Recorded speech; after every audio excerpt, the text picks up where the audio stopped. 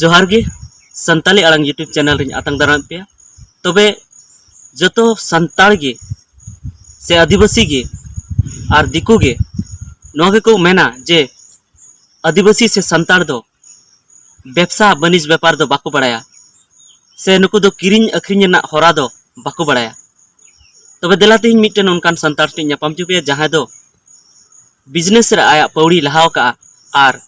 नुआ होड़ को नुआ कथा एरे सबिता कदा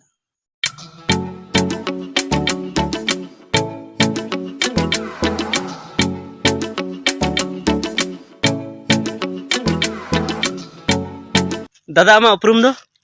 अलिंगा उपरुम दो हिकना अतु सिलदहा पोस्ट तरनी थाना जानतड़ा जिला जानतड़ा झारखंड आदोदा अबेन दो नोय ले नेले तबिना नोय ना गडी रे अडी एमा मोटरा मेना नेलो कना नोंका बुझे कना जे नोआ दो सड़ी साया एमान कना आदो ची लेकाना अबेन बेन अखरिnye होय ऐसे तो दहो तो जतो गलिन दोया मेनका अलिंगा स्पेशल जहा कना ओना दो ना लुगु बुरु घंटा बड़ी पजड़ सड़ी पंची परहाड़ ओना को के खास दो आदो अतोड़ा रे ने दाड़ान कान येते जतो रकम दहो हुयु कना बखा एक्चुअल मेन गानो अजे अलिंग ओना लिंग व्यवसाय नि हब कदा ओना कान गे मेन मोटर दो साथ साथ किछुटी आइटम नुका दहो हुयु कना ओना साल में साल गे आदो दादा को मे लय को जे अबु संतार दो जहाना बिजनेस रगी अडी तायम मेना बना मेने को नोआ बिजनेस दो बोले दिकुआ काम कना तो एंते रहो आम नोआ दिकुआ काम जहाँ को मेता का ओना चिकाते आमेम दाड़िया कना से चिलकर मने के आम उनकान कथा दो बांग कना जे दिकुआ कान गया गान लेखा दो सनाम होड़ा कान गया किंतु मने मुरुख हुयुआ ओना रे इंटरेस्ट हता हुयुआ बखा दो नोंका दो बांग होय कना जे दिकु को करावा से मुसले को या ओना दाबो मिटम भूल होयतो बडाय बनुआ जतो हड़ को बन कराव दाड़े दिकु खन तो बढ़ती ऑल पढ़ाव अब मेना बना अब जो सहन शक्ति दाड़े मेना तबना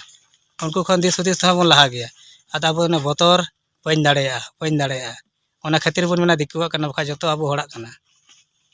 ताहले अबेन दिसम रेन कोड़ा को नेतार जहां कोड़ा को मेना कोआ जहां दो हजरी को कमिया से जहां दो पढ़ाव कते को बेकार कना माठ करे से खेत करे को कमिया जहाना गे हाना नवा को कमिया आर को मेना इन बेरोजगार चबायना चेद हमन दड़ाया